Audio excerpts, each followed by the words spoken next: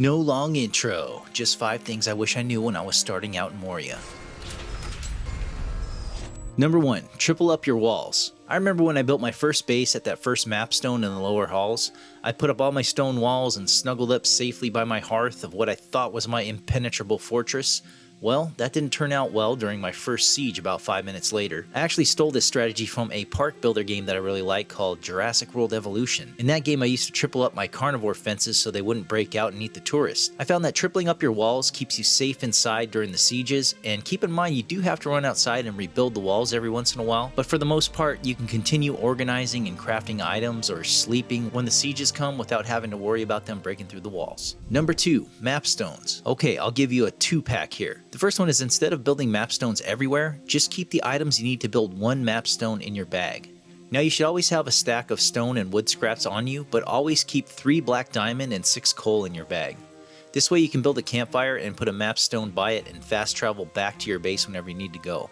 So keep in mind that black diamonds in this game aren't easy to come by, and you'll eventually need over 100 of them to progress to the end. So you should do whatever you can to conserve them. When you need the black diamonds, you can go back and deconstruct the old mapstones, which will provide you with 3 of them.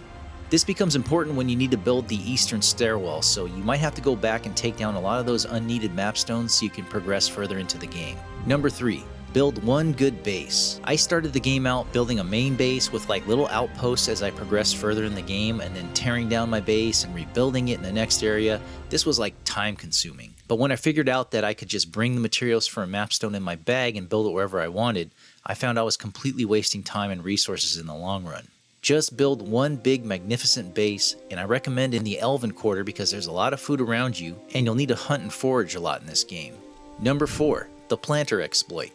So planters end up being super important in this game because it allows you to plant food and grow it exponentially. This will free up a lot of time for you to continue exploring and progressing throughout the storyline.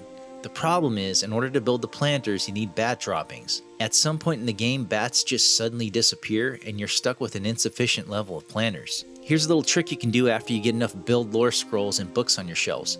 Once you're ready to harvest the food from your planters, just deconstruct all of them and collect the materials. Next, go down and click on your Build Lore shelf case, which will give you a Build Lore Scholar buff. Then you rebuild the planters, and the Build Lore Scholar buff will occasionally let you build an extra one for free, meaning no mats used. I had to do this a few times, but eventually I got enough planters to where I didn't have to forage anymore, and this enabled me to explore new areas and progress through the game a lot faster. Number 5, and for me, this was the most important, add-ons. I don't know if you saw my full review video on Return to Moria, but there were 2 things that I absolutely couldn't stand about this game, which were the maps and the bag space. Although I couldn't figure out how to fix the map, there is something that helps with the bag space issue. Now the bag space and inventory management in this game are unbearably tedious from the beginning all the way to the end. If I had known about a couple of add-ons available from Nexus mods, I would have enjoyed the game much more. The first add-on is the Fat Stacks mod. This mod lets you stack items up to 99,999. This includes in your chests and in your bags, which allows you to stay out exploring exponentially longer and spend even less time moving stuff from chest to chest. With this mod, I'd also get the Fat Chest mod. This increases your chest inventory slots to 8x8. I don't really understand why they wouldn't let you carry more than one masterwork item in this game at the same time. It just kind of made the game more difficult in an annoying way. I ended up just grabbing the epic items in any slot mod, which allows you to carry more than one masterwork item. This means that you can carry like the Zarok torch and the Quarry Master at the same time, so you can mine faster while you see what you're doing. Okay, that's the end of the list, but I'll throw you a bonus tip. Make friends. One of the coolest built-in exploits of this game is that other players can craft items from their world and bring it over to yours. This means if you want to make your life super easy, just get a friend who's a lot further in the game than you are, and they can make you that higher level pickaxe or next tier armor kit or even masterwork items. Most importantly, have them make you the Mountaineer's backpack. This is the biggest bag in the game, and it will tremendously save you time and frustration in the early game. Well, but Dad, I don't have any friends. It's okay, I'll be your friend.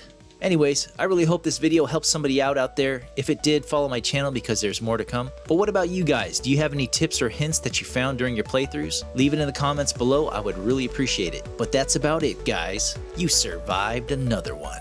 See you next time.